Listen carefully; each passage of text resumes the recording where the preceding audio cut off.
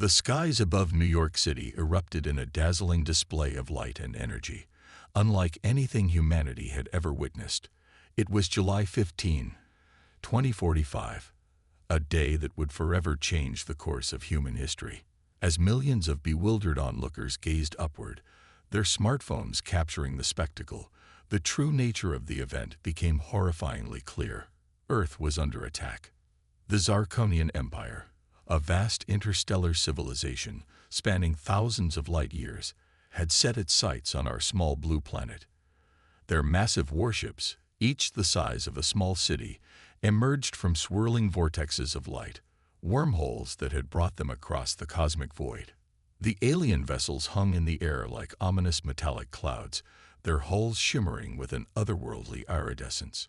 General Sarah Chen, newly appointed head of the United Earth Defense Force, stood in the Pentagon's command center, her face a mask of determination, as she surveyed the holographic displays showing the unfolding invasion. "Status report," she barked, her voice steady despite the chaos erupting around her. "Ma'am, we're detecting over 50 capital ships in low Earth orbit," replied Colonel Jackson, his fingers flying over his console. "They've already neutralized our satellite network and are jamming most of our long-range communications." Chen's jaw tightened. Humanity had made great strides in space exploration and defense technology over the past few decades, but nothing could have prepared them for this. The Zirconians' technology was centuries, if not millennia, beyond Earth's capabilities. As the world's leaders scrambled to coordinate a response, the alien invaders made their first move. Smaller craft, sleek and predatory, detached from the motherships and descended upon major cities across the globe. Their energy weapons carved swaths of destruction through urban centers, while force field generators created impenetrable domes over strategic locations. In London, Prime Minister Adebayo watched in horror as the Houses of Parliament were engulfed in sickly green fire. In Beijing, President Lai Wei ordered a desperate counterattack, only to see China's most advanced fighter jets swatted from the sky like insects. And in Washington, D.C., President Rodriguez made the grim decision to evacuate the White House, even as reports flooded in of similar attacks worldwide. Amidst the chaos and destruction, a lone figure strode purposefully through the smoky streets of Paris. Dr. Ilara Vance, a brilliant xenobiologist and linguist, clutched a secure tablet to her chest as she made her way to a hidden government facility. Her life's work, decoding potential alien languages and biology, had suddenly become humanity's greatest hope for understanding their attackers. As Ilara reached the bunker's entrance, a deafening roar filled the air. She looked up to see a Zirconian fighter swooping low, its weapons targeting a nearby hospital. Without thinking, she shouted and waved her arms, drawing the craft's attention. For a heart-stopping moment, she locked eyes with the alien pilot, a being with elongated features and skin that seemed to shimmer like oil on water. The fighter veered away at the last second, leaving Ilara shaken but alive. She hurried inside the facility, where a team of scientists and military personnel awaited her expertise. As the blast doors sealed behind her, she took a deep breath, steeling herself for the monumental task ahead. Meanwhile, in the orbit high above, Supreme Commander Zixlar observed the unfolding invasion with cold satisfaction. The Zirconian leader's multifaceted eyes gleamed as reports of human resistance were swiftly crushed across the planet. This primitive world would make an excellent addition to the Empire, its resources ripe for exploitation, its people destined for servitude. "Excellent progress, Sub-Commander Vrelna," Zixlar chittered to his second-in-command. "Initiate Phase 2 of the operation. Deploy the ground forces and begin resource extraction." Vrelna, a decorated veteran of 100 conquered worlds, hesitated. "Supreme Commander, if I may, these humans are showing unexpected resilience. Perhaps we should." Zixlar's appendages flared in irritation. "Your concern is noted, but unnecessary. They are insects compared to our might.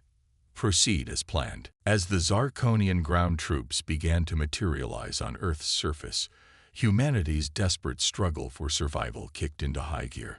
In hidden bunkers and hastily fortified strongholds, soldiers and civilians alike prepared for a fight unlike any in history.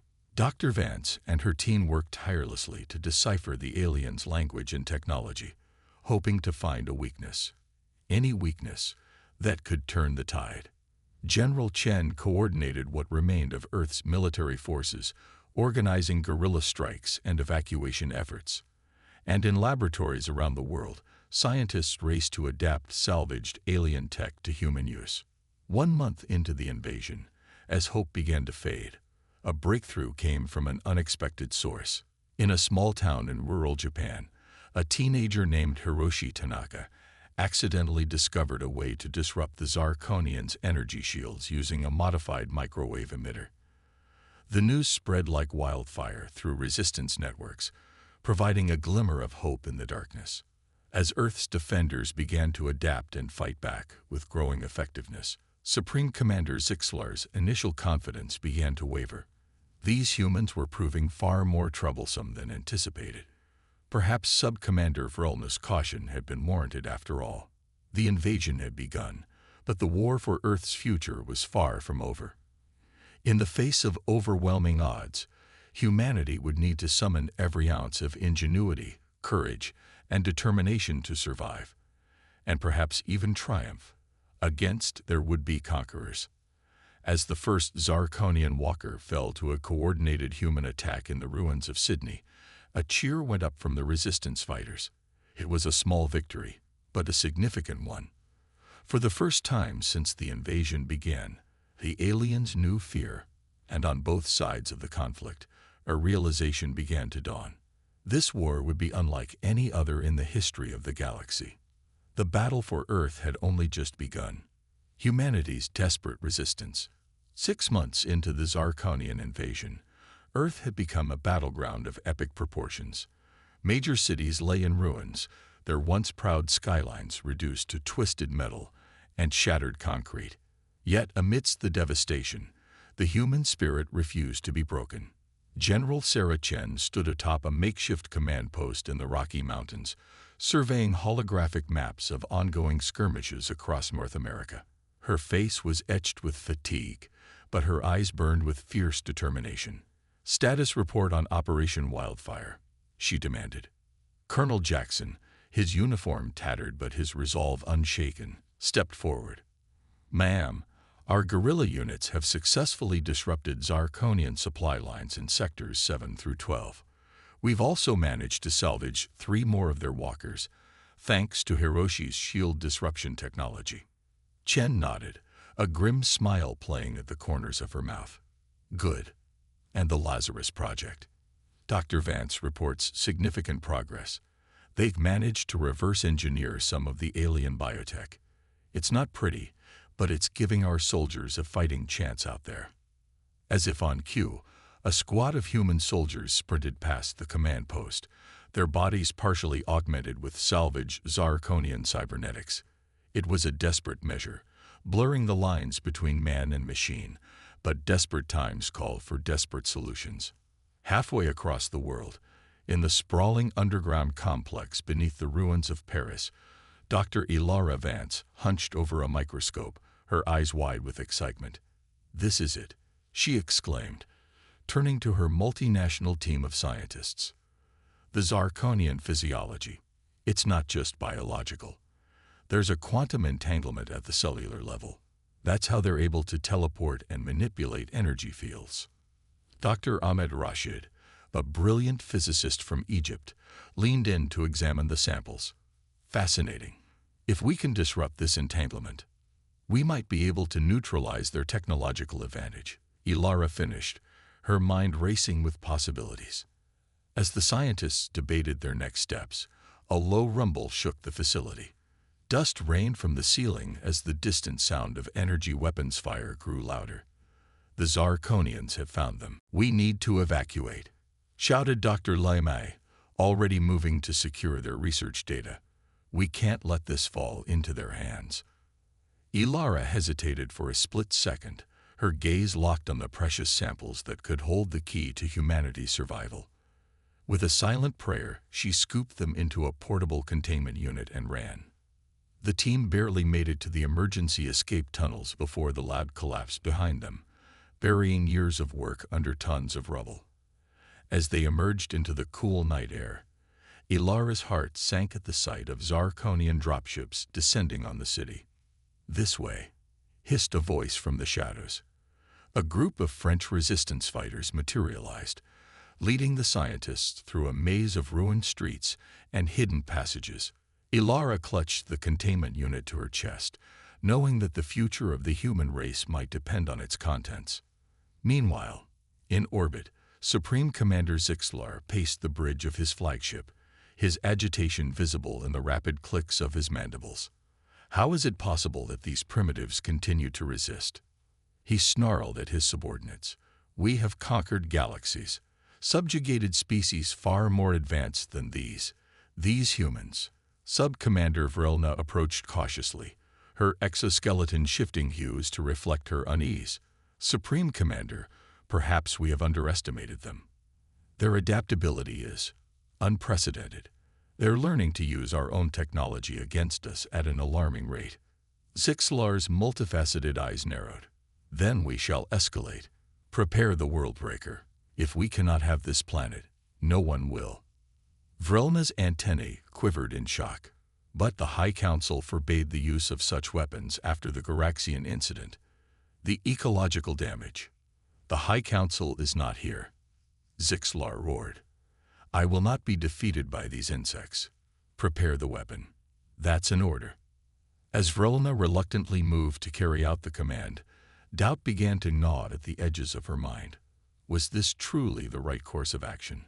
Or were they crossing a line from which there was no return?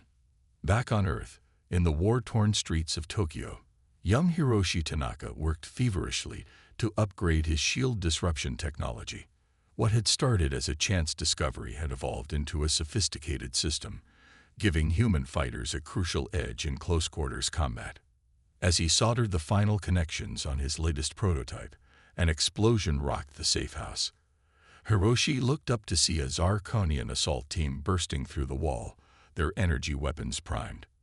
Without hesitation, Hiroshi activated the device. A wave of invisible energy pulsed outward, causing the aliens' personal shields to flicker and die. In the moment of confusion that followed, a team of Japanese Defense Force soldiers stormed the room, engaging the invaders in fierce hand-to-hand combat. Hiroshi watched in awe as augmented human warriors went toe-to-toe with the physically superior Zarkonians. It was a brutal, desperate fight, but for the first time, it seemed like an even match.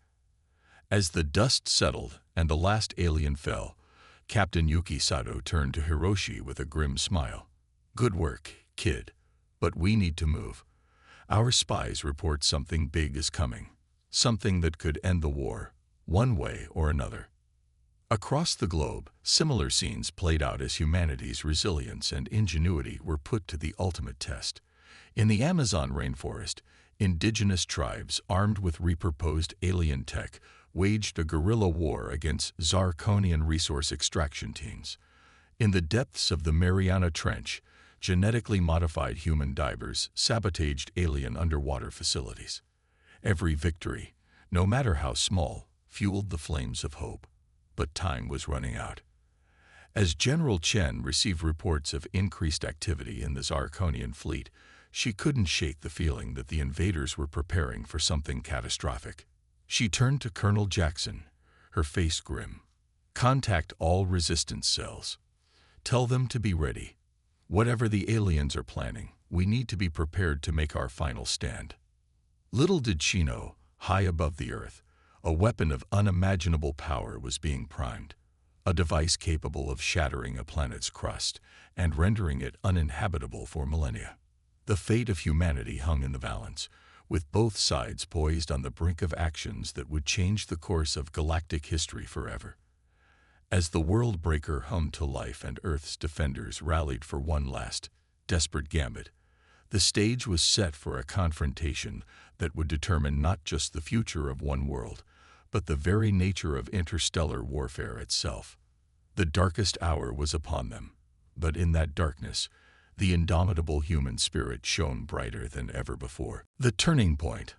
Operation Thunderbolt. As the Zarkonian world-breaker loomed over Earth, its terrible purpose still unknown to the defenders below, humanity prepared for what could be its final stand. In a hidden bunker deep beneath the Antarctic ice, General Chen addressed a coalition of Earth's remaining leaders and top military personnel.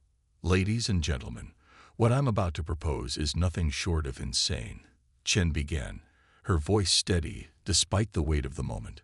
"But insanity might be our only hope." She outlined Operation Thunderbolt, a daring plan to infiltrate the Zarkonian flagship and disable the Worldbreaker from within. It would require every ounce of human ingenuity, courage, and the new technologies they had developed. Dr. Ilara Vance stepped forward, holding up a vial of shimmering liquid. "This serum, derived from Zarkonian DNA, will temporarily alter our operatives' biology. It should allow them to bypass alien bioscanners." Hiroshi Tanaka, now a key member of the Resistance's tech division, presented a set of sleek devices. "And these will disrupt their quantum communications. They'll be flying blind up there." As the details of the plan were finalized, a strike team was assembled.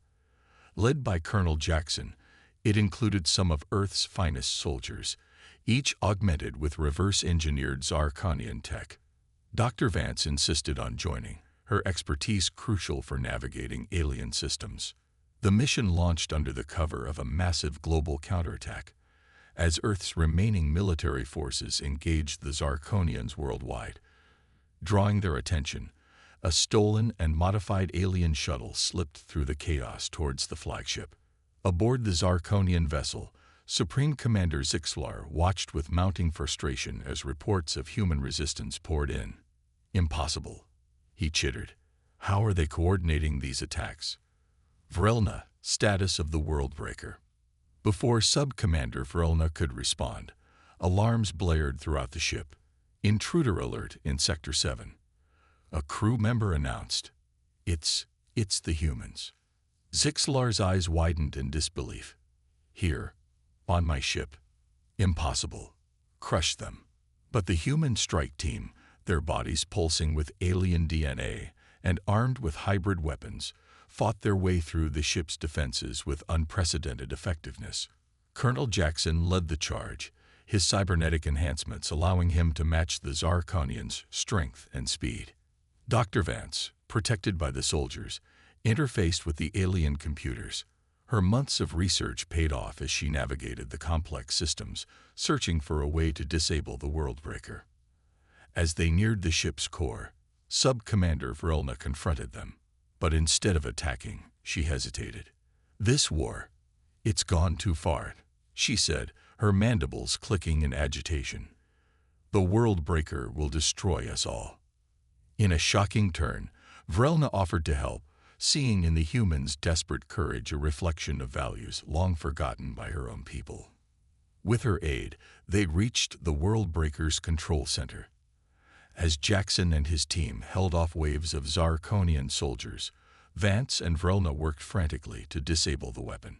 Outside, the battle for Earth reached a fever pitch, with augmented humans and salvaged alien walkers clashing with Zarkonian forces in the skies and on the ground. Just as Zixlar himself arrived, mad with rage and determined to activate the Worldbreaker manually, Vance cracked the final code. The massive weapon powered down, its threat neutralized. In the chaos that followed, Zixlar was apprehended by his own subordinates, the full extent of his planned atrocity now clear to the Zarkonian crew. The human strike team, aided by Vrelna, and those aliens who chose to defect, took control of the flagship. As news of the Worldbreaker's deactivation spread, the tide of the battle on Earth began to turn. The Zarkonian forces, demoralized and cut off from Central Command, began to surrender or retreat. Operation Thunderbolt had succeeded beyond anyone's wildest dreams. It was the turning point of the war, taking the fight to the stars. With the immediate threat to Earth neutralized, humanity wasted no time in pressing its advantage. The captured Zarkonian flagship became the centerpiece of a bold new strategy, taking the fight to the stars. Over the next year, Earth's scientists and engineers, working alongside cooperative Zarkonians like Vrelna, made incredible leaps in understanding and adapting alien technology. The flagship was retrofitted into humanity's first true interstellar warship, christened the Phoenix. General Chen, now leading the newly formed Earth Defense Fleet, stood on the bridge of the Phoenix, gazing at the starfield before her. "All systems ready, General," reported Captain Yuki Sato, formerly of the Japanese Defense Force. "Then let's make history," Chen replied. For Earth, the Phoenix, accompanied by a fleet of smaller hybrid ships, jumped into hyperspace, destination the nearest Zarkonian colony world. What followed was a campaign of liberation rather than conquest. Many subjugated species, inspired by Earth's resistance, rose up against their Zarkonian oppressors. Humans, with their adaptability and tenacity, often served as the spark that ignited these rebellions. Dr. Vance's expertise proved invaluable as they encountered new alien races and technologies. Hiroshi Tanaka's innovations allowed them to overcome seemingly insurmountable defensive systems, and at every step, Vrelna's insider knowledge of the Empire's weaknesses guided their strategy. The war expanded across multiple star systems, with Earth leading a growing alliance of free worlds. The Zarkonian Empire, rotten from within by corruption and the excesses of Zixalar's regime, began to crumble. But victory came at a cost. Many brave souls, human and alien alike, sacrificed themselves in the name of freedom. The Phoenix itself was nearly destroyed in a climactic battle over the Zarkonian throne world, saved only by Colonel Jackson's heroic last stand. As the dust settled on the final battlefield, representatives from dozens of species gathered to discuss the future. The Zarkonian Empire was no more, but the power vacuum it left behind posed its own dangers. Part 5. A New Era, Earth's Rise as a Galactic Power. In the aftermath of the war, Earth emerged not just as a survivor, but as a leader on the galactic stage. The adaptability, creativity, and indomitable spirit that had allowed humanity to resist the Zarkonian invasion now positioned them as natural mediators and innovators in the post-war galaxy. The Galactic Confederation was formed, with Earth playing a key role in its foundation. The principles of freedom, cooperation, and mutual defense that had united the resistance became the cornerstones of this new interstellar alliance. General Chen, hailed as the savior of Earth and liberator of countless worlds, reluctantly accepted a position on the Confederation's ruling council. "I'm a soldier, not a politician," she often grumbled, but her tactical mind proved invaluable in navigating the complex landscape of interspecies diplomacy. Dr. Ilara Vance headed up the new Confederation Science Academy, where brilliant minds from across the galaxy came together to push the boundaries of knowledge. Her work on integrating diverse biological and technological systems paved the way for a new era of galactic medicine and engineering. Hiroshi Tanaka, no longer the teenage prodigy, but a respected inventor, focused on developing technologies to heal the scars left by war. His atmospheric scrubbers and planetary rejuvenation systems brought hope to worlds left barren by centuries of Zarkonian exploitation. Even some former enemies found a place in this new order. Vrelna, pardoned for her role in ending the war, became an advocate for peaceful coexistence between former Zarkonians and the races they once oppressed. It was a difficult path, marked by mistrust and setbacks, but one she walked with determination. As Earth's influence grew, so too did its responsibilities. The Phoenix, now a symbol of hope rather than war, led missions of exploration and humanitarian aid to the farthest reaches of known space. New threats emerge: hostile species, natural disasters, the remnants of the Zarkonian military-industrial complex.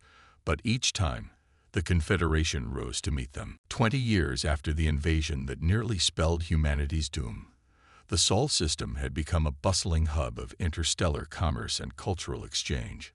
Ships of myriad designs plied the space lanes between Earth and 100 alien worlds.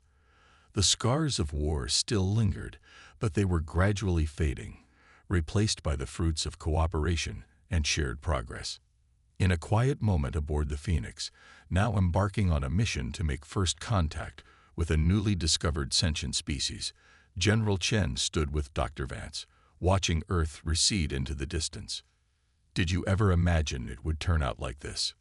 Vance asked, her voice filled with wonder despite all she had seen. Chen smiled, a rare expression on her usually stern face. "Honestly, no. But that's humanity for you. Just when you think you've got us figured out, we surprise you." As the ship prepared to jump to hyperspace, Chen couldn't help but feel a sense of pride, not just in her own species, but in the grand tapestry of galactic civilization they had helped to weave. The Zarkonians had come to conquer, but in doing so, they had unleashed something far greater: the full potential of humanity as a force for change in the cosmos. The stars beckoned, full of challenges and wonders yet to be discovered. And humanity, tempered by fire and united with new allies, was ready to meet them head-on. The end.